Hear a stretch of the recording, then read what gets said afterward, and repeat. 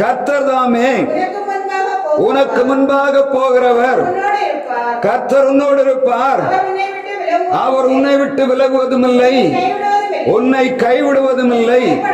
நீ பயப்படவும் கலங்கவும் வேண்டாம்.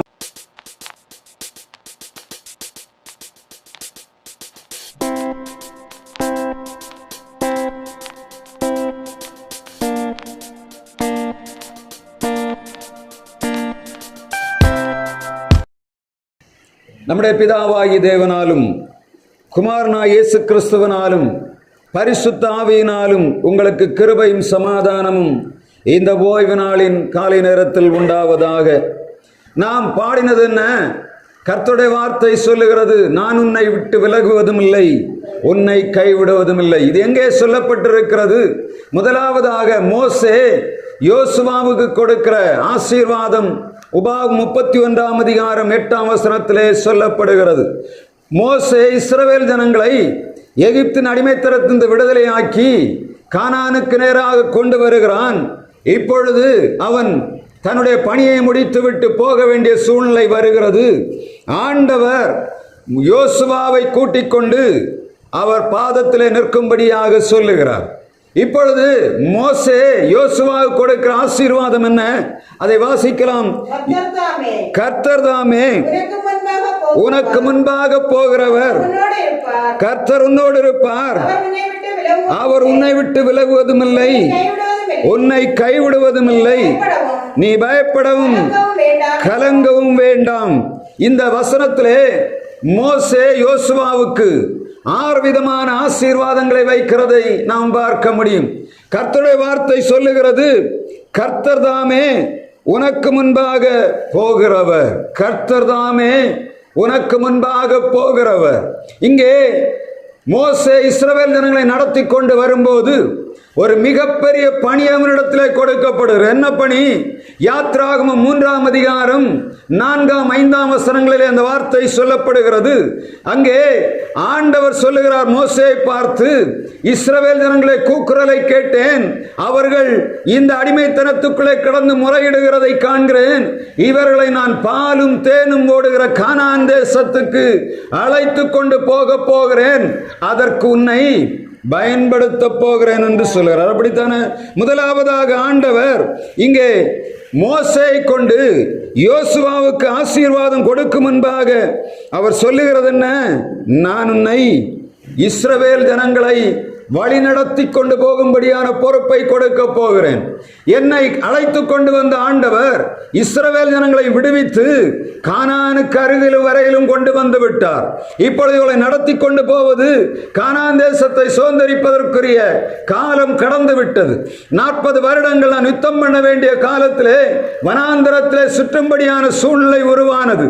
ஏன் காரணம் என இஸ்ரவேல் ஜனங்கள் வணங்கா களத்துள்ளவர்களாய், கர்த்தருக்கு பிரியமில்லாதவர்களாய், அவருடைய வார்த்தைக்கு கீழ்ப்படியாதவர்களாய் இருந்தார்கள். உபாகமம் 32ஆம் அதிகாரத்திலே அவர் தொடர்ந்து இஸ்ரவேல் ஜனங்களை பற்றி சொல்லுகிறார். அப்படித்தான் அவர் சொல்லுகிறார், இஸ்ரவேல் ஜனங்களாகிய நீங்கள் ஆண்டவர் அழைத்து கொண்டு வந்தார், ஆனால் அவருடைய கட்டளைகளையும் கற்பனைகளை நீங்கள் மறந்து போவீர்கள், சீக்கிரமாக பாவம் செய்வீர்கள், ஆண்டவருக்கு விரோதமாக நீங்கள் கிரியை செய்வீர்கள் என்று சொல்லுகிறார். இந்த 40 வருடங்கள் இந்த இஸ்ரவேல் ஜனங்களை நடத்தி கொண்டு வந்த மோசேக்கு தெரிந்தது, இந்த ஜனங்கள் யார்?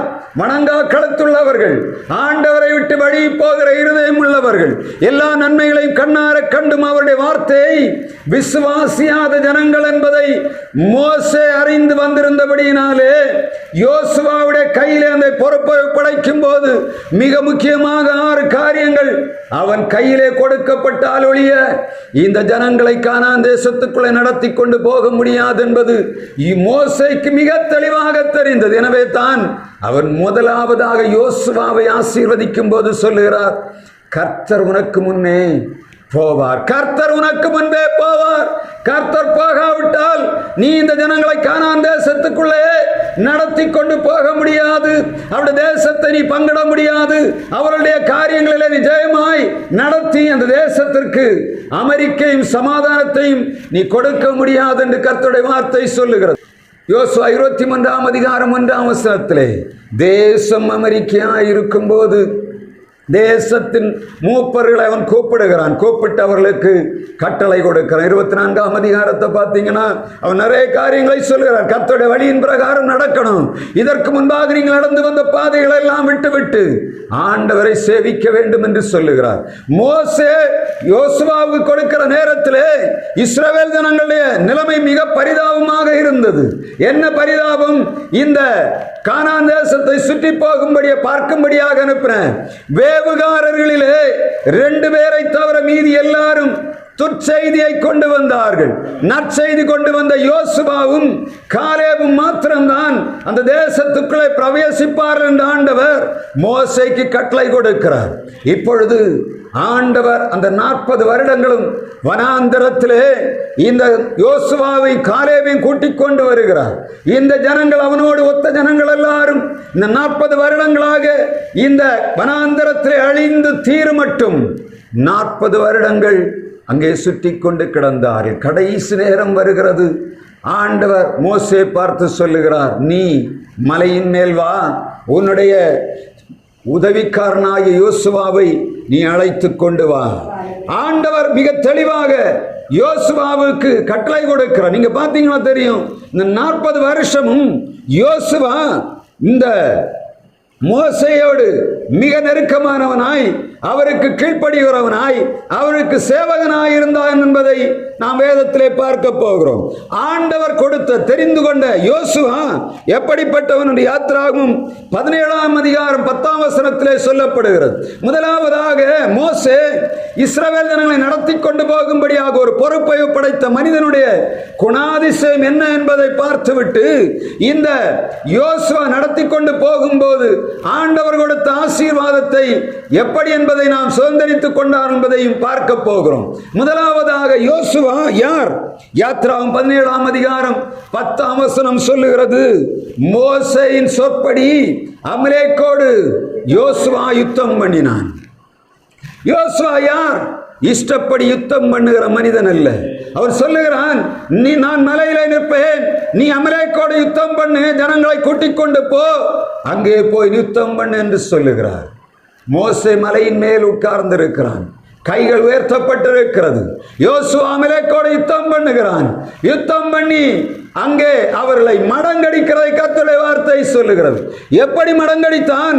யோசுவாவை பார்த்து மோசே சொல்லுகிறார், நான் சொல்லுகிறது போல நீ யுத்தம் பண்ணு, அமலேக்கோட யுத்தம் பண்ணுவதற்கு கர்த்தர் உன்னை தெரிந்திருக்கிறார், எனவே நீ போய் யுத்தம் பண்ணு என்று சொன்னார். அப்படியே நான் யுத்தம் பண்ணினான். அப்படித்தானே யுத்தம் பண்ணி அவர்களை முறியடித்தான். கர்த்தருடைய வார்த்தை சொல்லுகிறது, மோசேயுடைய கைகள் உயர எழும்பி இருக்கும் போது அமலேக்கியர் தாழ்ந்து போனார்கள். எப்பொழுது மோசேயுடைய கை கீழே வந்ததோ அமலேக்கியர் மேற்கொள்ளுகிறதை பார்க்கிறான். யுத்தத்தை மலையிலிருந்து பார்க்கிறவனுக்கு தெரிகிறது, அமலேக்கியர் மேற்கொள்ளும் போது இவனுடைய கைகள் தளர்ந்து கிடக்கிறது.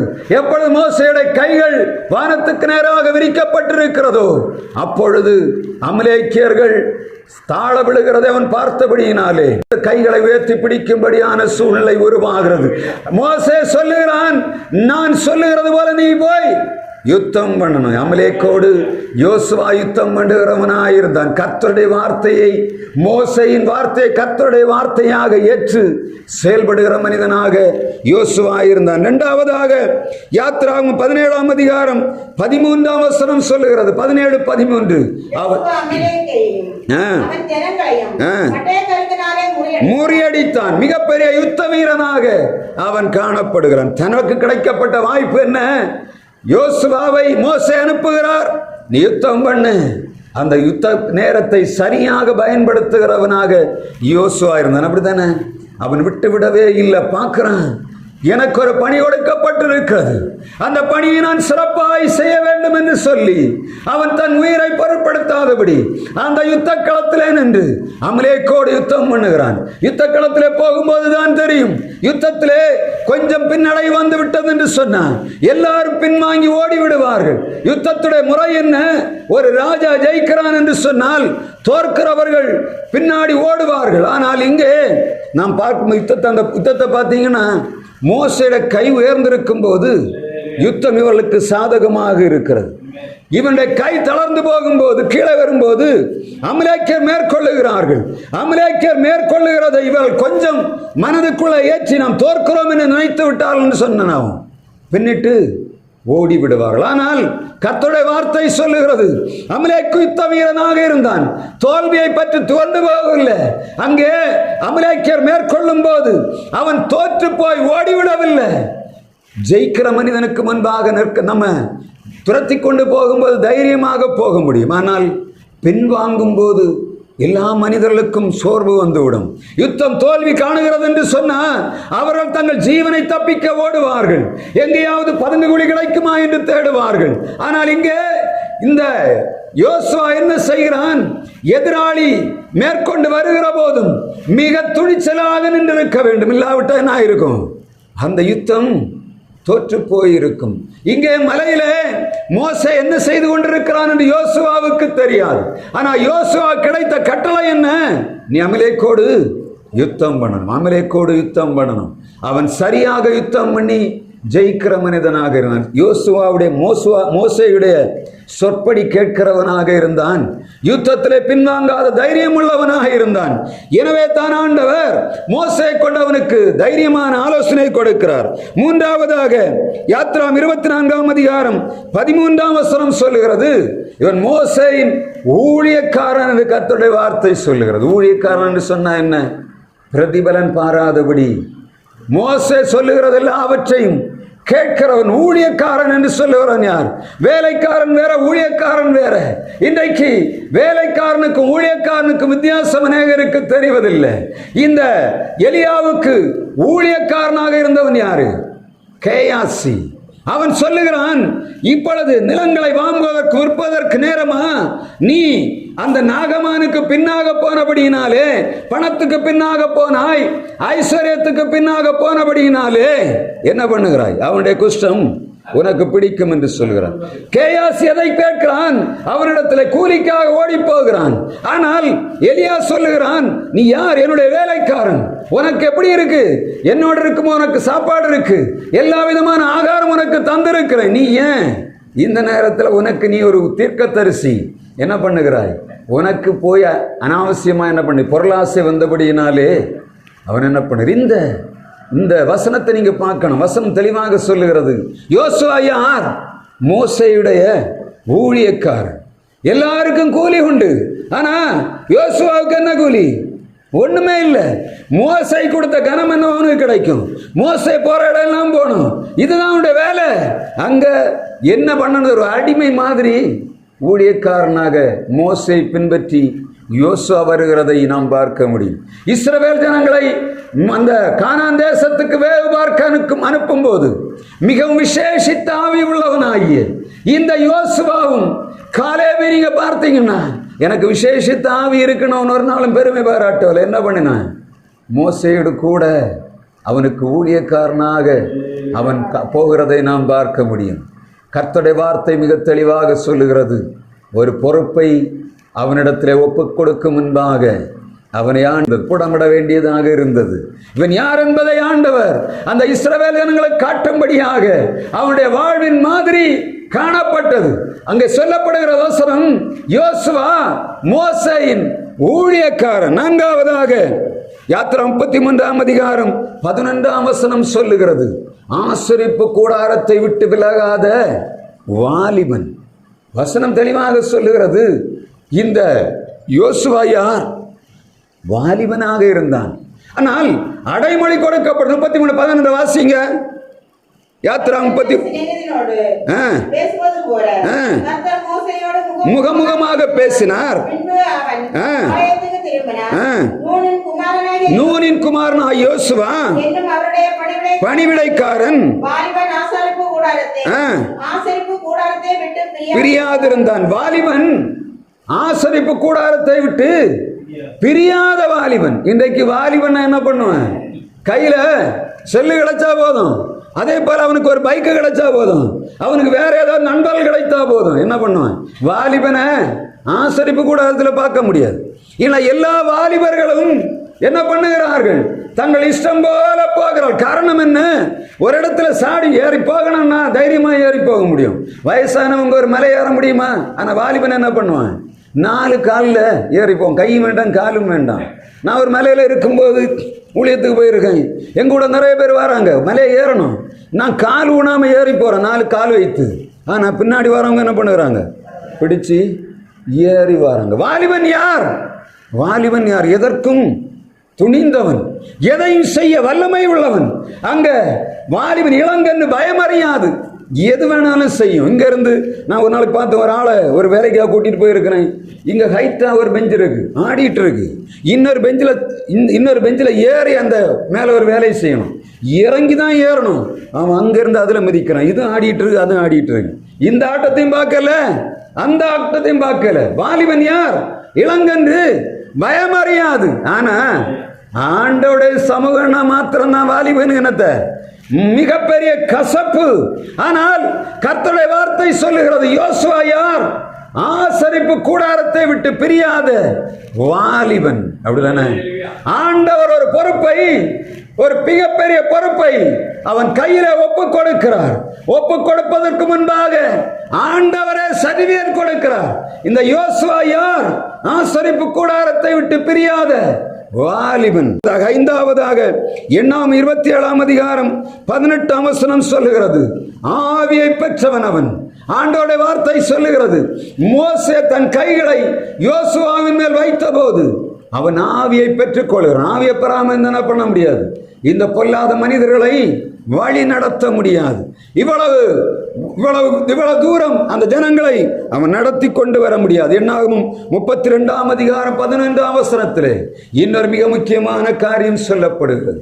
யார் அவன்? உத்தமமாய் பின்பற்றினவன். யோசுவா ஆண்டவரை உத்தமமாய் பின்பற்றினவன். 10 பேர் எதிராக நிற்கும் போது 2 பேர் மாத்திரம் ஆண்டவருக்கு ஆதரவாய் நின்றார்கள். ஆண்டவர் சொல்லுகிறார், கானான் தேசத்தை உங்களுக்கு தரப்போகிறேன். ஆனால் நீங்கள் சுற்றி பார்க்க போகிறவர்கள் எப்படி இருக்கணும்? உத்தமமாய் பின்பற்ற. அவர் சொல்லுற ஆண்டவரை சாட்சி கொடுக்கிறார். உத்தமமாய் என்னை பின்பற்றின நூனின் குமாரனாகிய இந்த யோசுவாவும் எப்புன்னேயின் குமாரனாகிய காலேபும் தவிர வேறு ஒருவரும் இந்த கானான் தேசத்துக்குள்ளே போவதில்லை. நடத்தி கொண்டு வந்த மோசே, ஆரோன், மிரியாம், இப்படிப்பட்ட பெரிய பெரிய ஆட்கள் எல்லாரும் வந்தார்கள். ஆனால் கர்த்தருடைய வார்த்தை மிக தெளிவாக சொல்லுகிறது, இந்த இஸ்ரவேல் ஜனங்களை நடத்தி கொண்டு போகும்படியான மிகப்பெரிய பொறுப்பை மோசையின் ஊழியக்காரனாக இருந்த, தேவனுடைய ஆவியை பெற்றவனாக இருந்த, ஆசரிப்பு கூடாரத்தை விட்டு பிரியாத வாலிபனான அவன் கையிலே, உத்தமமாய் பின்பற்றின மனிதனின் கையிலே ஆண்டவர் ஒப்பு கொடுக்கிறதை நாம் பார்க்க முடியும். ஆண்டவர் யார்? தம்முடைய பிள்ளைகளை வழிநடத்தி போகும்படியாக ஒரு மனிதனை முதலாவது தெரிந்தெடுக்கிறார். மோசேயை அவர் அழைத்து கொண்டு வரும் முன்பாக அவன் பார்வோனுடைய தேசத்திலே, பார்வோனுடைய குமாரத்திலே செல்ல மகனாக அந்த தேசத்திலே அதிகாரியாக இருந்தான். 40 ஆண்டுகள் வனாந்தரத்திலே சுற்றி கொண்டு திரிந்தான். அதற்கு பின்பாக அவன் இதை நடத்தி கொண்டு வரும்படியாக ஆண்டவர் அந்த வாய்ப்பை அவனுக்கு கொடுக்கிறார். கர்த்தருடைய வார்த்தை சொல்லுகிறது, மோசேயை போல முகமுகமாய் ஆண்டவரை தரிசித்த ஒரு மனிதனும் அவனுக்கு முன்பாக எழும்பினதில்லை, பின்னாடியும் எழும்பினதில்லை. ஆண்டவரை முகமுகமாக பார்த்து பேசின இந்த மோசே யார்? ஒரு காலத்தில் பார்வோனுடைய யாரு? குமாரத்தின் மகன்.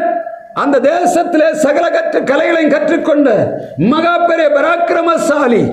எகிப்தியருக்கும் இஸ்ரவேலருக்கும் இடையாக நின்று தனி மனிதனாக நின்று யுத்தம் பண்ணினவன். 40 ஆண்டுகள் வனாந்தரத்திலே தன் மாமனுடைய ஆடுகளை மேய்த்தவன். விசேஷித்த ஆவியை பெற்றவன். ஒரு காலத்திலே கொலைகாரனாக இருந்தவன். ஆண்டவர் சொல்லுகிறார், உலகத்தில் பிறந்த மனிதன் இந்த மோசேயை போல சாந்த குணமுள்ள மனிதன் ஒருவனும் பிறந்ததில்லை.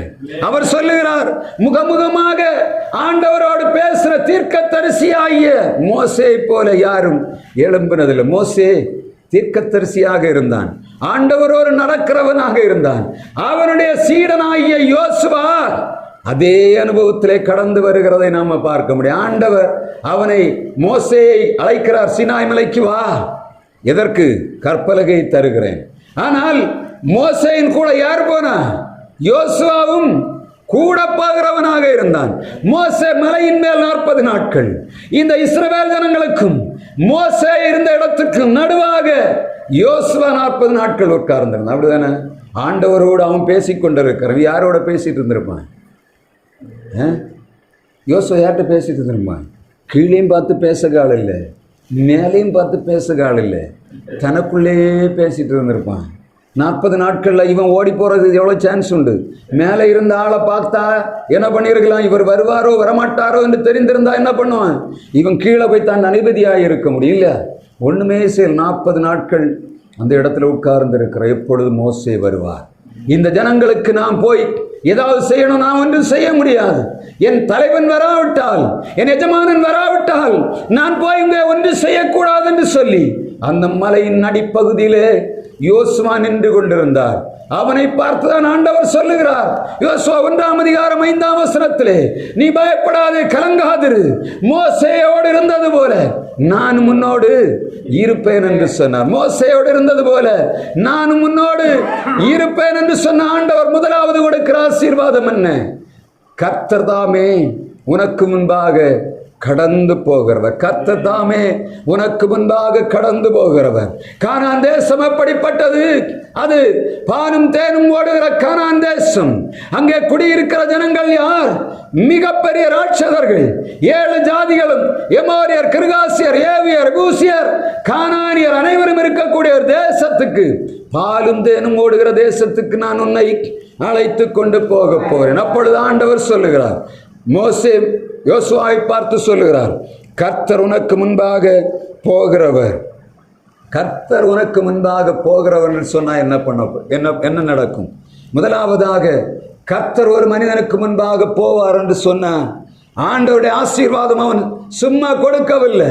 கர்த்தர் உனக்கு முன்பாக போவாவிட்டா என்ன கிடைக்காது? நீ கானான் தேசத்தை சுதந்தரிக்க முடியாது. ஏசாயா 45ஆம் அதிகாரம் 2ஆம் வசனத்திலே ஆண்டவருடைய வார்த்தை சொல்லுகிறது, கோரேசை பார்த்த ஆண்டவர் சொல்லுகிறார், நான் உனக்கு முன்னே போய் கோலனானவளை சபையாக்குவேன். அப்படிதானே? யோசுவாவை பார்த்து மோசே சொல்லுகிறான், கர்த்தர் உனக்கு முன்பாக போகிறார். அவர் யார்? உனக்கு முன்பாக ஜாதிகளை துரத்துவார், கானான் தேசத்தை சுதந்தரிக்கும்படியாக கிரியை செய்வார். ஆனா கர்த்தர் ஒரு மனிதனுக்கு முன்னா போனா என்ன நடக்கணும்? அங்கே கோணலானவைகள் சபையாகும். என்ன கோணலானவைகளை சபையாகும்படியா எங்க கோரேசை ஆண்டவர் தெரிந்தெடுக்கிறார். 45ஆம் அதிகாரம் ஏசாயா 2ஆம் அதிகாரத்திலே சொல்லப்பட்ட வார்த்தை என்ன? ஓ கோரேசே, நான் உன்னை அழைத்து உனக்கு நாமம் தரிக்கிறேன், வெண்கல கதவுகளை உடைத்து இருப்பு தாழ்பாலை முறித்து அந்த காலத்துள்ள பொக்கிஷங்களையும் ஒளிப்பிடத்திலுள்ள புதையலை உனக்கு தரப்போகிறேன். காரணம் என்ன? உன்னை கொண்டு எனக்கு ஒரு வேலை இருக்குது. அப்படிதானே? உன்னை கொண்டு ஒரு வேலை இருக்கு. எஸ்ரா 1ஆம் அதிகாரம் 1ஆம் வசனத்தில் தான் அந்த வேலை சொல்லப்படுகிறது. வாசிக்கலாம். எஸ்ரா 1ஆம் அதிகாரம் 1ஆம் வசனத்திலே, நெகேமியா 1ஆம் அதிகாரம் 4ஆம் வசனத்திலும் அந்த வார்த்தை மிக தெளிவாக சொல்லப்படுகிறது. எஸ்ரா 1ஆம் அதிகாரம் 1ஆம் வசனத்திலே, அந்த 70 வருடங்கள் முடியும் போது கர்த்தர் எரேமியா தீர்க்கதரிசி வாயினாலே நிறைவேறும்படி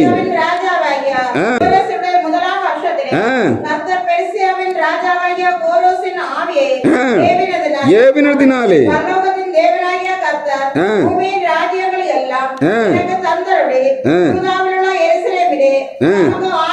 தமக்கு ஆலயத்தை கட்டும்படி எனக்கு கட்டளையிட்டிருக்கிறார். கோரேசை அழைத்த ஆண்டவர் சொல்லுகிறார், நான் உனக்கு முன்னே போய் கோணலானவளை செவியாக்குவேன். காரணம் என்ன? இந்த இஸ்ரவேல் ஜனங்களுடைய தேசமானது எருசலேம் அலங்கம். நெகேமியா 1ஆம் அதிகாரம் 3ஆம் வசனத்திலே அங்கு வார்த்தை சொல்லுகிறது, எருசலேமின் அலங்கம் இடிக்கப்பட்டு கிடக்கிறது, எருசலேம் தேவாலயம் என்ன பண்ண பாழாய் கிடக்கிறது. அங்கே வசனம் சொல்லுகிறது.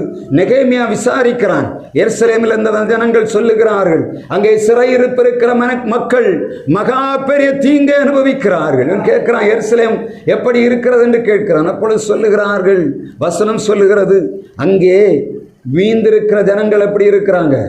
மகா பெரிய உபத்திரவத்தை அனுபவிக்கிறார்கள். இந்த ராஜாக்கள் அவளை பிடித்துக் கொண்டு வந்து விட்டார்கள். ஆனால் மீதியாக இருந்த ஜனங்களுக்குள்ளே உபத்திரவம். காரணம் என்ன? அங்கே அந்த எருசலேமில் இருந்த ஜனங்கள், சன்பல்லாத், தொபியாஸ், அந்த கூட்டமான என்ன பண்ணுகிறது? அந்த ஜனங்களை சரியானபடி நடத்தவில்லை. அங்கு அதிகாரம் பண்ணுகிறார்கள். எனவே அவள் எப்படி இருக்கிறாங்க? பால்பட்டு கிடக்கிறது. பால்பட்டு அவருடைய நிலைமை ரொம்ப மோசமாக இருக்கிறது. நெகேமியா தன்னுடைய வார்த்தையில எழுதுகிறதை நாம் பார்க்கும். நெகேமியா 1ஆம் அதிகாரம் 3ஆம் வசனத்தில் இந்த வார்த்தை சொல்றார். வாசிக்கலாமா? அவர்கள் சிறையிருப்பில் மீந்திருக்கிறவர்கள் அந்த தேசத்திலே நிந்தையும் எருசலேமின் அலங்கம் இடிக்கப்பட்டதும் சுட்டரிக்கப்பட்டதுமாய் கிடக்கிறது. கேட்டபோது தூக்கித்து அழுது கொண்டிருந்தேன் என்று சொல்லுகிறார். இங்கே கோணலாய் கிடந்த காரியம் என்ன? எருசலேம் அலங்கம் இடிக்கப்பட்டு கிடக்கிறது. எருசலேம் தேவாலயம் தகர்ந்து போய் கிடக்கிறது. ஆனால் அந்த ஜனங்கள் உபத்திரவத்தை அனுபவித்துக் கொண்டிருக்கிறார். ஆண்டவர் சொல்லுகிறார், உன்னை நான் என்ன பண்ண போறேன்? கோரேசே, உனக்கு முன்னே நான் போய் கோணலானவைகளை செவ்வையாக்க போகிறேன். இதே சூழ்நிலை இஸ்ரவேல் ஜனங்களிடத்திலே இருந்த. என்னாகும் 13ஆம் அதிகாரம் 27ஆம் வசனத்திலே ஆண்டவருடைய வார்த்தை சொல்லுகிறது, நான் உன்னை கானான் தேசத்துக்கு, பாலும் தேனும் ஓடுகிற கானான் தேசத்துக்கு அழைத்து கொண்டு போக போகிறேன். என்னாகும் 13ஆம் அதிகாரம் 27ஆம் வசனம் சொல்லுகிறது, அவர்கள் மோசேயை நோக்கி, நீர் எங்களை அனுப்பின தேசத்துக்கு நாங்கள் போய் வந்தோம், போய் வந்தோம். இது அதனுடைய கனி என்று. பலவான்கள், அரணிப்பானவைகளும் மிகவும் பெரியவர்களுமாயிருக்கிறது. அங்கே ஏனாக்கின் குமாரராகிய ராட்சதர்களையும் கண்டோம் என்று சொல்லுகிறார்கள். ஒரு பக்கம் ஜனங்கள், போய் வந்த ஜனங்கள் துர்ச்செய்தியை பரம்ப பண்ணுகிறார்கள். இந்த யோசுவாவும் காலேபுமோ அவர்கள் சொல்லுகிறார், நாங்கள் போய் வந்த தேசம் பாலும் தேனும் ஓடுகிற கானான் தேசம். என்னாம் 14ஆம் அதிகாரம் 30ஆம் வசனத்திலே ஆண்டோட வார்த்தை சொல்லுகிற. வாசிக்கலாம். 14:30. எப்புன்னேயின் குமாரனாகிய காலேபும் யோசுவாவும் தவிர ஆணையிட்டு கொடுத்த தேசத்திலே பிரவேசிப்பதில்லை. வசனம் மிக தெளிவாக சொல்லுகிறது. கர்த்தர் உனக்கு முன்பாக போகிறவர் என்று சொன்னா என்ன செய்வார்? கோணலானவைகளை செவ்வையாக்குவார். இந்த பாலும் தேனும் ஓடுகிற கானான் தேசத்தை சுதந்தரிக்கும்படியாக அவர் செய்வார் என்று சொல்லப்படுகிறது. யார் ஆண்டவர்? யோசுவாவுக்கு முன்பாக கடந்து போகிற ஆண்டவர் பாலும் தேனும் ஓடுகிற கானான் தேசத்தை சுதந்தரித்துக் கொள்ளும்படியாக மிகவும் விசேஷத்த ஆவி உள்ளவனான இந்த யோசுவாவுக்கு கட்டளை கொடுக்கிறார். அப்போதான் மோசே ஆசீர்வதிக்கிறான். அந்த கானான் தேசம், பாலும் தேனும் ஓடுகிற கானான் தேசம், அதை சுதந்தரிப்பதற்கு எனக்கு கொடுத்து வைக்கவில்லை. நீங்க 2 பேரும் அந்த தேசத்துக்கு போகிறீங்க. அவன் சொல்லுகிறான், கர்த்தர் தாமே உனக்கு முன்பாக போவார். அங்க என்ன இருக்கிறாங்க? ஏனாக்கின் புத்திரர் இருக்கிறார்கள், ராட்சதர்கள் இருக்கிறார்கள். சுதந்தரிக்க முடியாதபடி மகா பெரிய தேசம் அது, செழிப்பு நிறைந்த தேசம்தான். ஆனால் அங்கிருக்கிற ராட்சதர்களை சுதந்தரிக்க விட மாட்டார்கள்.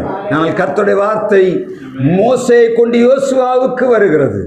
கர்த்தர் தாமே உனக்கு முன்பாக போக, நம்முடைய யுத்தங்களை நடத்துகிற ஆண்டவர் நமக்கு முன்னாக போவார் என்று சொன்னால், அது எப்படிப்பட்ட கொணலான வழியானாலும் சரி, அது எப்படிப்பட்ட ராட்சதர்களானாலும் சரி, அது எப்படிப்பட்ட பாலும் தேனும் ஓடுகிற கானான் தேசமானாலும் சரி, அவைகளை நம்முடைய ஆண்டவர் நமக்கு தருவதற்கு வல்லமை உள்ளவர் என்பதை மோசே தன்னுடைய வார்த்தையின் மூலமாக யோசுவாவுக்கு கொடுக்கிறது போல, இந்த தேசம் இந்த இடத்துல வந்திருக்கிற உங்களுக்கு ஆண்டவர் கொடுக்கிற ஆசீர்வாதம் என்னவென்று சொன்னார்.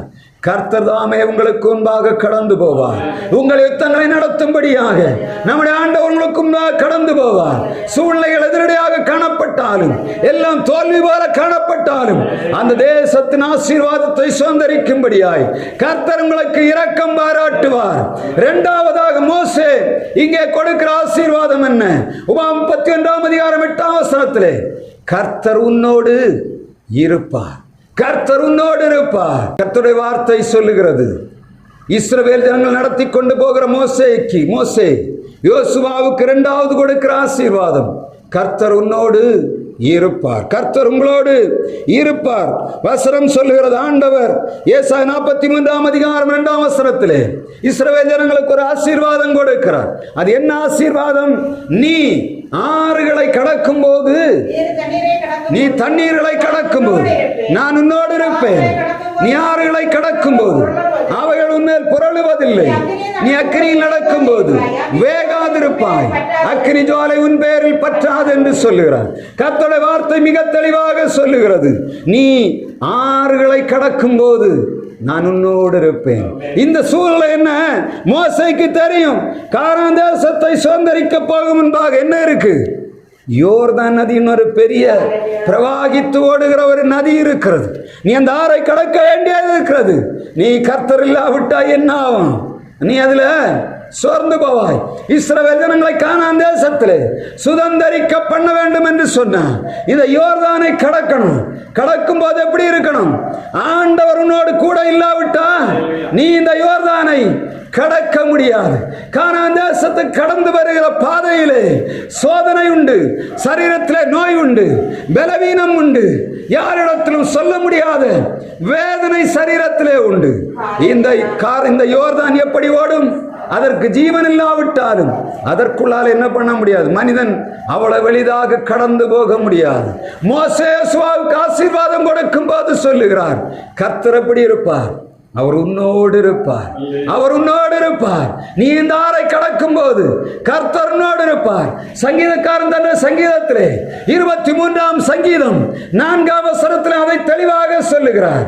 நான் மரண இருளின் பள்ளத்தாக்கிலே நடந்தாலும் பொல்லாப்புக்கு பயப்படேன், தேவரீர் என்னோடு கூட இருக்கிறீர். உமது கோலும் உமது தடியும் என்னை தேற்றும். என் சத்துருக்களுக்கு முன்பாக நீர் எனக்கு ஒரு பந்தியை ஆயத்தப்படுத்தி என் தலையை எண்ணெயால் அபிஷேகம் பண்ணுகிறீர். சங்கீதக்காரனுக்கு மிக தெளிவாக தெரிந்தது, மரண இருளின் பள்ளத்தாக்கிலே யாரும் இல்லாத இடத்திலே என் ஆண்டவர் என்னோடு கூட இல்லாவிட்டார் மரண இருளின் பள்ளத்தாக்கு தன்னை மேற்கொண்டு விடும் என்பதை அவன் அறிந்திருக்கிறான்.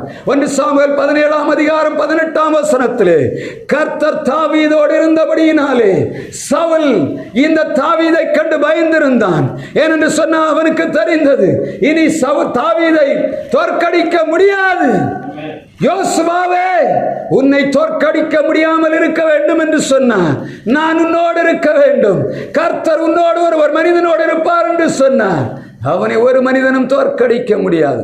சங்கீதக்காரன் மிக தெளிவாக சொல்லுகிறான், நான் மரண இருளின் பள்ளத்தாக்கிலே நடந்தாலும் பொல்லாப்புக்கு பயப்படேன், தேவரீர் என்னோடு கூட இருக்கிறீர், என்னோடு கூட இருக்கிறீர். மரண இருள் எப்பொழுது சூழ்ந்து கொள்ளும் என்று தெரியவில்லை. ஒரு மனிதன் உட்கார்ந்திருக்கிற நேரத்தில் அவனுக்கு அடுத்த என்ன சூழ்நிலை என்று தெரியாதபடி அங்கலாய்க்கிற நேரத்தில் ஒரு மனிதனிடத்திலும் பேச முடியாதபடி அங்கலாய்க்கிற நேரம், இருள் சூழ்ந்திருக்கிற நேரம், பாதையில நடக்க முடியாத சூழ்நிலையிலே கர்த்தருடைய வார்த்தை சொல்லுகிறது. மோசே யோசுவாவை பார்த்து சொல்லுகிறார், கர்த்தர் எப்படி இருப்பார்? உன்னோடு இருப்பார். நீ நடக்க வேண்டிய பாதையிலே உன்னை நடத்தி கொண்டு போகும்படியாக ஆண்டவர் உன்னோடு இருப்பார் என்று சொல்லி அவன் ஆசீர்வாதம் கொடுக்கிறார். மரண இருளின் பள்ளத்தாக்கு, பலகீன பள்ளத்தாக்கு, சத்துருக்களினாலே நெருக்கப்படுகிற பள்ளத்தாக்கு, யாரிடத்திலும் பேச முடியாதபடி இந்த அப்போஸ்தலர் 27:20 அங்கே இதே சூழ்நிலைக்குள்ளே பவுல் அப்போஸ்தலன் கடந்து போனான். இத்தாலியாவுக்கு போகும்படியாக கப்பல் ஏறுகிறான். மிகப்பெரிய யூரோக்ளோதான் என்ற கப்பல் பெருங்காற்று வருகிறது. படகானது 14 நாட்களாக சூரியனாவது சந்திரனாவது காணப்படாதபடி இருளுக்குள்ளே தத்தளித்துக் கொண்டிருக்கிறது. தப்பி பிழைப்போம் என்று சில நம்பிக்கை நம்பிக்கை அற்று போயிற்று.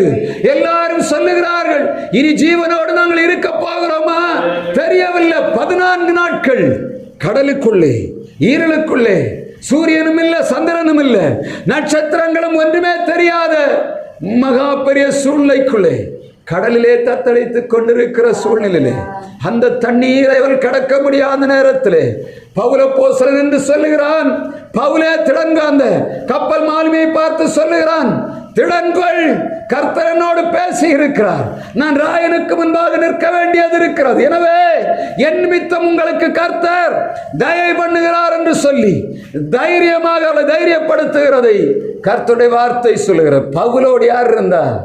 கர்த்தர் இருந்தார்.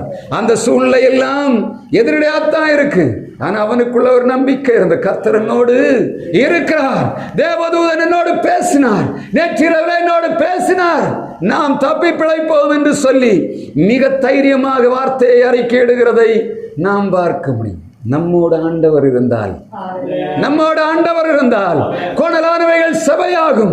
நம்மோடு ஆண்டவர் இருந்தால் மரணங்களின் பள்ளத்தாக்கு நம்மை மேற்கொள்ளாது. நாம் தனிமையாக இருக்கும் போது, ஆறுகளை கடக்கும் போது, சோதனை நேரங்களிலே ஆண்டவர் நம்மோடு இருப்பார் என்று சொன்னார். நீங்கள் மூழ்கி போவதில்லை. அதைத்தான் ஆண்டவருடைய வார்த்தை மோசேயை கொண்டு யோசுவாவுக்கு கொடுக்கிறது. முதலாவதாக அவர் உனக்கு முன்பாக கடந்து போவார், இரண்டாவதாக அவர் உன்னோடு இருப்பார், மூன்றாவதாக அந்த வார்த்தை சொல்லுகிறது, அவர் உன்னை விட்டு விலகுவதும் இல்லை. உபாகமம் 31 அதிகாரம் 8ஆம் வசனத்திலே சொல்லப்படுகிறது, அவர் உன்னை விட்டு விலகுவதில்லை. கழிந்த ஞாயிற்றுக்கிழமை நாங்கள் இருந்து முடித்து விட்டு போகும்போது போய் அங்கே இருந்து ஆண்டவர்கிட்ட கேட்ட, ஆண்டவர் இந்த வாரம் என்ன செய்தி என்று கேட்டேன். வந்த வார்த்தை என்னன்னா, அவர் உன்னை விட்டு விலகுவதும் இல்லை, உன்னை கைவிடுவதும் இல்லை. அவர் உன்னை விட்டு விலகுவதும் இல்லை, உன்னை கைவிடுவதும் இல்லை. எங்க இருக்குன்னு தேடி பார்த்தா சொல்லுது, மோசேயை பார்த்து, மோசே யோசுவாவை பார்த்து சொல்லுகிறார், நீ கலங்காமலும் பயப்படாமலும் இரு, அவர் உன்னை கைவிடுவதில்லை, உன்னை கைவிடுவதில்லை, விட்டு விடுவதில்லை. அதேதான் 1ஆம் அதிகாரம் 5ஆம் வசனம் யோசுவாவிலே ஆண்டவரும் யோசுவாவை பார்த்து சொல்லுகிறார், நீ என்ன பண்ண, நான் உன்னை கைவிடுவதில்லை, உன்னை விட்டு விலகுவதில்லை. எபிரேயர் 13ஆம் அதிகாரம் 5ஆம் வசனத்திலும் இந்த வார்த்தை ஆண்டவர் அப்படியே சொல்லுகிறார். தேவ பிள்ளைகளாகி நமக்கு கொடுக்கிற ஆசீர்வாதம் எபிரேயர் 13ஆம் அதிகாரம் 5ஆம் வசனத்திலே காணப்படும். அங்க சொல்லப்பட்டிருக்கு, இதே வார்த்தை தான் சொல்லுகிறார், நீங்கள் கலங்காமல் பயப்படாமல் இருங்கள். யார்?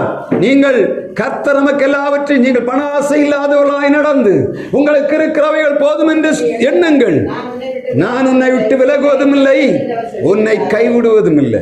தமிழ்ல அந்த வார்த்தையை தேடி பார்த்தேன், தப்பா டிரான்ஸ்லேட் பண்ணியிருக்காங்க. ஆங்கிலத்தில் அந்த வார்த்தையை நான் மூல பாஷையை தேடி பார்த்தேன், சரியா தப்பா, நான் இதுவரை அதை அப்படிதான் படிச்சுட்டு இருக்கேன். நீங்கள் பண ஆசை இல்லாதவர்களாய் இருந்து, அந்த வசனத்தை வாசிங்க, நடந்து உங்களுக்கு இருக்கிறவைகள் போதும் என்று எண்ணுங்கள், உன்னை கைவிடுவதும் இல்லை. ஆங்கிலத்தில் அந்த வார்த்தை சொல்லுகிறது, your conversation should not be covetous என்று சொல்லப்படுகிறது. your conversation not be covetous. உங்களுடைய பேச்சுவார்த்தை, உங்கள் நடத்தைகள், உங்களுடைய பேச்சுவார்த்தைகள் எல்லாம் எப்படி இருக்கணும்? பேராசை பொருந்தினதா இருக்கக்கூடாது. இங்க என்ன சொல்ல இருக்கிறது? பண ஆசை இல்லை, பணம் இல்லாமல் வாழ முடியாது. ஆனா வசனம் சொல்லுகிறது, உங்கள் கான்வர்சேஷன் அது எப்படி இருக்கணும்? பேராசை நிறைந்ததாக இருக்கக்கூடாது. பேராசை தான் அங்க சொல்லுகிறார், கவச்சஸ் என்று சொல்ல வார்த்தை எங்களுக்கு. நான் அதுக்கு எபிரேய மொழி மூல பாஷையை தேடி பார்த்து அங்க சொல்லப்படுகிறது, your conduct should not be covetous. உங்களுடைய நடக்கை எப்படி இருக்கக்கூடாது? பேராசையா இருக்கக்கூடாது. ஆங்கிலத்தில், மலையாளத்தில் எப்படி? உங்கள் நடப்பு. ஆனா தமிழ்ல தவறா மொழி மேற்பேத்திரம் படிச்சிருக்கோம். இதுவரை எப்படி படிச்சிருக்கோம்? பணாசன் தான் படிச்சிருக்கோம். ஆனா மலையாளத்தில் மற்ற மூல பாஷைகள் எப்படி சொல்லுது? எப்படி? உங்களுடைய நடக்கை அப்படிதானே? எபிரேய மொழியில் அப்படிதான் சொல்லுது, your conduct should not be covetous. பேராசை நிறைந்ததாக இருக்கக்கூடாது. அதுல நிறைய இருக்கு. நடத்தன்னு சொன்னா எப்படி? நடத்தன்னா எப்படி? கொஞ்சம் போல ஆண்டவர் நமக்கு தருகிறார், நமக்கு தேவையானதை தருகிறார். அது சொல்லுகிறார் எபிரேயர் 13ஆம் அதிகாரம் 5ஆம் வசனத்தை வாசிங்க. இருக்கிறவைகள் போதுமென்று எண்ணுங்கள், நான் உன்னை விட்டு விலகுவதும் இல்லை, உன்னை கைவிடுவதில்லை. நமக்கு இருக்கிற ஆண்டவர் தருகிறதுல சமாதானமாய் ஆசீர்வாதமாய் வாழ்வதுதான் என்னத்தை? ஆண்டவர் நமக்கு தந்திருக்கிற மிகப்பெரிய ஆசீர்வாதம். பேராசை அல்ல, நமக்கு தேவையான ஆண்டவர் தருகிறார். அவைகளை சந்தோஷமாய் அனுபவிக்க வேண்டும். அப்பொழுதுதான் எப்படி இருக்க முடியும்? ஆண்டவர் சொல்லுகிறார், நான் உன்னை விட்டு விலகுவதும் இல்லை, உன்னை கேடு. ஆனா விலகுவதில்லை என்று சொல்லக்கூடிய வார்த்தை நீங்க பாத்தீங்கன்னா வசனம் சொல்லுகிறது. யாத்திரா 13:22 அதுல சொல்லப்படுகிறது, இஸ்ரவேல் ஜனங்களை ஆண்டவர் நடத்தி கொண்டு வரும்போது பகலிலே மேகஸ்தம்பமும் இரவிலே அக்கினி ஸ்தம்பமும் அவர்களை விட்டு விலகாதிருந்தது என்று தமிழ் அந்த வார்த்தை கரெக்டாக சொல்லுகிறோம். விலகினது என்று சொன்னா என்ன? முதலாவதாக யுத்தத்தை நடத்தும் போது கர்த்தர் நமக்கு முன்பாக போகணும். இரண்டாவது சோதனை நேரத்திலே மரணங்களின் பள்ளத்தாக்கிலே ஆண்டவர் நம்மோடு இருக்கணும். இது மூன்றாவது நிலைமை என்ன? இந்த இஸ்ரவேல் ஜனங்கள் எங்க போகிறார்கள்? கானான் தேசத்துக்கு போகிறார்கள். இவர்கள் தனியாக போகவில்லை, ஆண்டவரோடு சேர்ந்து போகல. அப்படிதானே? பகலிலே மேகஸ்தம்பத்தில் ஆண்டவர்களோடு போகிறார். கர்த்தர் பகலிலே மேகஸ்தம்பத்திலும் இரவிலே அக்கினி ஸ்தம்பத்திலும் அவர்களுக்கு முன் சென்றார். மேகஸ்தம்பமும் அக்கினி ஸ்தம்பமும் விலகி போகவில்லை. கர்த்தர் எப்படி இருக்கார்? கூட நடந்து வருகிறார். வாழ்வின் பாதையில ஆண்டவர் என்ன பண்ணுகிறார்? நம்ம தனிமையா விடல, நம்ம போய்கொண்டிருக்கிறோம். ஆண்டவர் நம்மோடு கூட வருகிறார். எப்படி தெரியுது? எழுத்தின் பிரகாரமாகவே தெரியுது. இஸ்ரவேல் ஜனங்களுக்கு பகல்ல மேகஸ்தம்பம். எப்படி? வெயில் நேரடியாக விழக்கூடாது. இரவு நேரத்தில் வெளிச்சம் வேணும். ஆண்டவர் என்ன பண்ணுகிறார்? இரவிலே அக்கினி ஸ்தம்பமாக அவர்களுக்கு முன்பாக போய்கொண்டார். வசனம் மிக தெளிவாக சொல்லுறது, ஒரு நிமிஷமும் ஆண்டவர் விலகவில்லை. ஒரு தாய் தான் பெற்ற பிள்ளையை ஒரு காலம் விடுவாளா?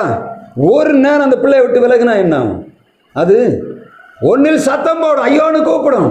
அம்மாவை காணலன்னா அதுக்கு வாய் பேச தெரியாது. படுத்திருக்க பிள்ளை என்ன பண்ணும்? அது பசி எடுத்தா என்ன பண்ணும்? ஆய் ஊயின்னு என்ன பண்ணும்? கத்தும். அதுக்கு தெரியும் அம்மா எங்க இல்லை, பக்கத்துல இல்லை. ஆண்டவர் விலகினா என்ன ஆகும்? அந்த மனுஷனுடைய பாடு மகா பெரிய பாடாகும். என்ன? நியாயாதிபதிகள் 16:20 ஒரு மனிதனை அங்க ஆண்டவர் சொல்லுவார். வாசிக்கலாம். நியாயாதிபதிகள் 16:20 ஒரு மனிதனோடு ஆண்டவர் இருந்தார். 16:20 நியாயாதிபதிகள் 16:20 படிச்சு பார்த்தா தெரியும். ஆண்டவர் விலகினா என்ன ஆகும்? ஆண்டவர் விலகினா என்ன ஆகும்? பெலிஸ்தரோடு வந்து விட்டார்கள்.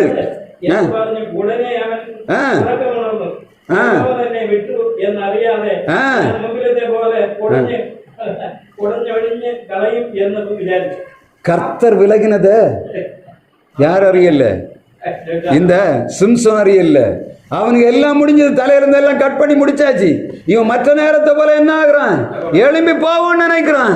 அவன் முதல்ல அவனுக்கு ஜடையெல்லாம் பின்னி வச்ச போறான், இழுத்துட்டு போனான். அப்படிதானே? என்னென்னமா பண்ணி பார்த்தாங்க. என்ன பண்ண போறான்? என்ன பண்ணல? அவன் பலன் இல்லை, ஆண்டவரும் கூட தான் இருந்தார். இப்பொழுது ஜடை அவனுடைய பிரதிஷ்டை அவனை விட்டு நஷ்டப்பட்ட போது ஆண்டவர் அவனை விட்டு போனது அவனுக்கு தெரியவில்லை.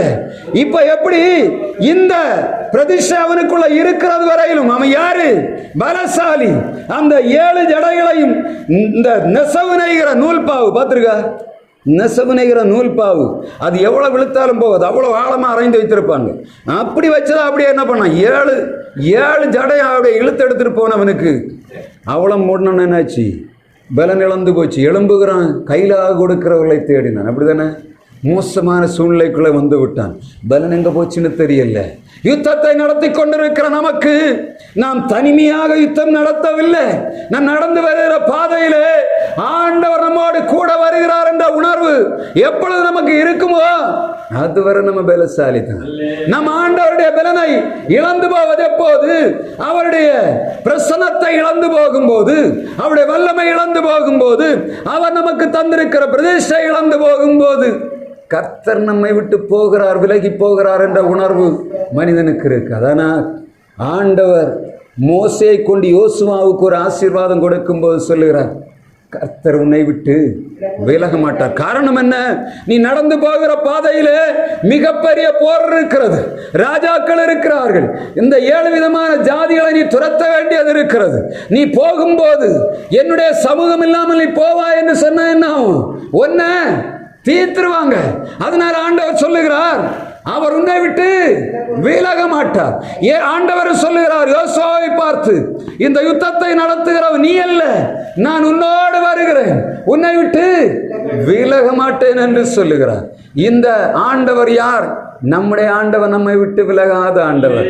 இவ்வளவு சூழ்நிலைகள், இந்த இஸ்ரவேல் ஜனங்கள் ஆண்டவருக்கு பிரியமில்லாத காரியங்களை செய்த போதும் ஆண்டவர்களை நடத்தி கொண்டு வந்த பாதையிலே ஒரு நாளும் இந்த மேகஸ்தம்பம் அக்னி ஸ்தம்பமும் அவளை விட்டு விலகி போகல. அப்படித்தானே? அவள் கானான் தேசத்தில் போய் சுதந்தரிக்கிறது வரையிலும் அந்த வனாந்தரத்திலே ஆண்டவரை நடத்தி கொண்டு வந்தார். வணங்கா கழுத்துள்ள ஜனங்கள் தான், எல்லா விதமான கிரியைகளும் ஆண்டவருக்கு விரோதமாய் செய்தவர்கள் தான், விக்கிரக ஆராதனை பிரியர்கள் தான், தேசத்தின் அக்கிரமத்தை சுமந்தவர்கள் தான். ஆனால் கர்த்தர் என்ன செய்கிறார்? அவளை விட்டு விலகவே இல்லை. யோசுவாவுக்கு என்ன வாக்கு கொடுத்தாரோ அதை அப்படியே நிறைவேற்றுகிறவராய் நம்முடைய ஆண்டவர் இருந்தார். அதுக்கு அடுத்து என்ன சொல்லப்படுகிறது? உன்னை விட்டு கைவிடுவதும் இல்லை, உன்னை விட்டு விலகுவதும் இல்லை. ஆண்டவர் கைவிடாத ஆண்டவர், அவர் விலகாத ஆண்டவர். நம்முடைய ஆண்டவர் நம்மை கைவிடாதவர், விலகாதவர் மாத்திரமல்ல, நம்மை கைவிடாத ஆண்டவர். இதுலேயும் ஒரு ஆசீர்வாதத்தை ஆண்டவர் மிக தெளிவாக இந்த யோசுவாவுக்கு கொடுக்கிறார். 6 ஆசீர்வாதத்தையும் பார்த்தீங்கன்னா 6 விதமான காரியங்களை ஆண்டவர் வைத்திருக்கிறார். இந்த கைவிடாத ஆண்டவர் விலகவில்லை, கைவிடாது இருக்கிறதுன்னு சொன்னா என்ன? கைவிடாதுன்னு என்ன? ஒரு நாளை யோசித்து பார்த்தீங்களா வார்த்தையை? கை ஒரு ஆளை பிடிக்காம நடக்க முடியாத ஆள் யாரு? குழந்தை. அப்படிதானே? சின்ன பால பிள்ளை என்ன பண்ணும்? நடந்து படிக்கிற பிள்ளைக்கு ஒரு ஆள் கை பிடிக்காட்டா என்ன ஆகும்? கீழே விழுந்துடும். அடுத்து வேற யார் கை பிடிக்கணும்? வயசானவங்க. எல்லாம் முடித்து, வாழ்வெல்லாம் முடித்து வந்தவங்களுக்கு நான் பெரிய பலசாலியாக இருந்தேன், எல்லா காரியத்தையும் செய்தேன். வண்டி ஓட்டி கற்றுக் கொடுக்குறோம். அப்படிதானே? பிள்ளைகளுக்கு வண்டி கற்றுக் கொடுக்கிறார்கள். வாகனங்களை கற்றுக் கொடுக்கும்போது பார்த்தா வண்டி என்ன பண்ணுவாங்க? நல்ல கையில் பிடிச்சிருக்கணும். வண்டியை பிடிச்ச கொஞ்சம் விட்டா என்ன ஆகும்? கீழே விழுந்துருவாங்க. சூழ்நிலை என்ன? அவள் நடக்க வேண்டிய பாதை தான், அவள் கற்றுக்கொள்ள வேண்டிய பாதை தான். ஆனால் ஒரு ஆள் கைப்பிடிக்காட்டா என்ன ஆகும்? கீழே விழுந்து ஆடி போடும். அதே போலதான் முதிர் வயதானவர்கள். கர்த்தருடைய வார்த்தை தெளிவாக சொல்லுகிறது, நான் உங்களை முதிர் வயது வரையிலும் தாங்குவேன், உங்களை தப்புவிப்பேன், ஏந்துவேன், சுமப்பேன் என்று சொல்லுகிறார். எப்பொழுது? ஆண்டவருடைய கையை பிடிக்காவிட்டா நம்ம எவ்வளவு தூரம் பிடிக்க முடியும்? ஒரு மனிதன் எவ்வளவு நேரம் ஆண்டவர் கையை பிடிக்க முடியும்? ஆனால் ஆண்டவர் நம்மை கையை பிடித்து கொண்டு போனா நம்ம சோர்ந்து போவதில்லை, விழுந்து போவதில்லை. இந்த ஆண்டவர் யோசுவாவை கைப்பிடித்து வந்ததற்கு காரியத்தை நீங்க பார்த்தீங்கன்னா தெரியும். எரிகோ யோசுவா 6ஆம் அதிகாரம் 16ஆம் வசனம், யோசுவா 8ஆம் அதிகாரம் 28ஆம் வசனம், யோசுவா 10ஆம் அதிகாரம் 12ஆம் வசனம், யோசுவா 10ஆம் அதிகாரம் 22ஆம் வசனம், யோசுவா 24ஆம் அதிகாரம் 1ஆம் வசனம். எரிகோவுக்கு முன்பாக அவன் யுத்தம் பண்ண வேண்டியது இருந்தது. ஆயிக்கு எதிராக யுத்தம் பண்ண வேண்டியிருந்தது. எமோரியரோடு யுத்தம் பண்ண வேண்டியதாக இருந்தது. 5 ராஜாக்களோடு யுத்தம் பண்ணி ஜெயிக்க வேண்டியதாக இருந்தது. இவன் எல்லா யுத்தங்களிலும் ஆண்டவருடைய கை மாத்திரம் இல்லாவிட்டு அவனை பிடிக்காமல் இருந்தால் அவன் அதில் ஜெயம் பெற்றிருக்கவே முடியாது. 23ஆம் அதிகாரம் யோசுவா 1ஆம் வசனத்திலே சொல்லப்பட்ட ஆசீர்வாதம் எப்பொழுது வந்தது தெரியுமா? இந்த ஆசீர்வாதத்தில் இன்னும் 2 எண்ணம் இருக்கு, அதை இன்றைக்கு நான் சொல்லலை. அந்த பயப்படாதிருங்கள், அந்த பயப்படாதிருங்கள் என்று சொல்லி எப்போ பார்த்தாலும் ஆண்டவர் அவனை தைரியப்படுத்தி கொண்டு வந்ததை நாம் பார்க்கணும். அதை போலத்தான் யோசுவா கட்டளை கொடுக்கும் போதும் சொல்லுகிறார். கடைசியாக யோசுவா 24ஆம் அதிகாரம் 1ஆம் வசனத்தில் நீங்கள் படித்து பார்த்தீங்கன்னா தெரியும். இஸ்ரவேல் ஜனங்களை பார்த்து அவன் சொல்லுகிறான், நீங்கள் பயப்படாதிருங்கள், கலங்காதிருங்கள். இவ்வளவு பெரிய ராஜாக்களை ஆண்டவர் உங்களுக்கு முன்பாக சிதறடித்தார். இந்த 40 வருடங்கள் வனாந்தரத்திலே சுற்றி கொண்டு வந்த ஜனங்கள் போனாலும் மீதி அவருடைய சந்ததி எல்லாவற்றுக்கும் ஆண்டவர் இந்த யுத்தத்தை காட்டிக் கொடுக்கிறார். யோசுவாவின் மூலமாய் நடத்தப்பட்ட யுத்தங்களை பார்க்கிறார். 5 ராஜாக்கள் எழும்பி வருகிறார்கள். ஒன்றாய் எழும்பி வருகிற நேரத்திலே இவர்களை யுத்தம் பண்ணி ஜெயிக்க முடியுமா என்று அங்கலாய்க்கிற நேரத்திலே பயப்படாமல் என்று யுத்தம் பண்ணின இந்த யோசுவா ஆண்டவர் கொடுத்த ஆசீர்வாதத்தின் நிறைவை பெற்றுக்கொண்டதாக வசனம் சொல்லுகிறார். அவன் தான் 24ஆம் அதிகாரம் 15ஆம் வசனத்தில் சொல்லுகிறார், நானும் என் வீட்டாருமோ என்றால் கர்த்தரையே சேவிப்போம், நீங்கள் அவரை சேவிப்பீர்களா என்று கேட்கிறான். அந்த இஸ்ரவேல் ஜனங்களை மத்தியிலே ஒரு பெரிய அறைகூவலை கொடுக்கிறான். இவ்வளவு சூழ்நிலை கடந்து வந்த போதும் நானும் என் குடும்பமும் ஆண்டவரை சேவித்தது, நீங்கள் சேவிப்பீர்களா என்று கேட்கிறான். அவர்களை கையில கொடுக்கும்போது சொல்லி, நீங்க பயப்படாதுங்க, இந்த ஜனங்களை கண்டு பயப்படாதுங்க, கலங்காமல் இருங்கள் என்று சொல்லி அவன் ஆசீர்வாதம் கொடுக்கிறதை நாம் பார்க்க முடியும். மோசையை கொண்டு ஆண்டவர் யோசுவாவுக்கு கொடுத்த ஆசீர்வாதம் என்ன? நான் உனக்கு முன்னே போய், கர்த்தர் தாமே உனக்கு முன்பாக போகிறவர், கர்த்தர் உன்னோடு இருக்கிறவர், அவர் கைவிடாதவர், அவர் விட்டு விலகாதவர், அவர் பயப்படாதிருக்கும்படி அவங்களுக்கு கிருபை தருகிறவர். இந்த யுத்த களத்திலே நாம் போய்கொண்டிருக்கிறோம். கானான் தேசத்தை சுதந்திரிக்கும்படியாக அழைக்கப்பட்ட நாம் பயப்படாதிருந்து கைவிடாத ஆண்டவரை கரம் பற்றி ஜெயமெடுக்கும்படியாய் ஆண்டவர் இரக்கம் பாராட்டுவாராக. யோசுவாவை போல உத்தமமாய் ஆண்டவரை பின்பற்றி அவருடைய ஆசரிப்பு கூடாரத்தை விட்டு விலகாதபடி அவருக்கு சேவை செய்து உண்மையுள்ள ஊழியக்காரனாய் யோசுவா மோசேயின் ஊழியக்காரனாய் இருந்தான், ஆண்டவருக்கு பிரியமானவனாயிருந்தான் என்று வேதம் சொல்லுகிறது. அதே சூழ்நிலை கர்த்தர் நமக்கு தந்து இந்த வாழ்வை மேன்மையாய் நடத்துவாராக. நீங்கள் கலங்காமலும் பயப்படாமலும் இருங்கள். கர்த்தர் உங்களோடு இருக்கிறார், உங்களோடு நடத்துவார் என்ற விசுவாசத்தோடு இந்த வாரம் முழுவதும் கர்த்தருடைய கரங்களை நாம் ஒப்புக் கொடுத்து நல்ல தைரியமா சொல்லணும், கர்த்தர் என்னோடு இருக்கிறார், அவர் என் யுத்தங்களை நடத்துகிறார், அவர் என்னை கைவிட மாட்டார், அவர் என்னை விட்டு விலக மாட்டார், நான் பயப்பட தேவையில்லை, என்னை நடத்தி கொண்டு வர பாதையில் ஆமென் ஆண்டவரோடு கூட இருக்கிறார் என்ற உணர்வு உங்களுக்கு தந்தனுப்பும்படியாய் ஆண்டவர் விரும்புகிறார். அதற்காகத்தான் இந்த செய்தியை இன்றைக்கு உங்கள் மத்தியிலே தருகிறார். பயப்படாதிருங்க, கர்த்தர் உங்களுக்கு முன்பாக போகிறார், உங்களோடு இருப்பார், உங்களை நடத்துவார், மேன்மைப்படுத்துவாராக. ஆமென்.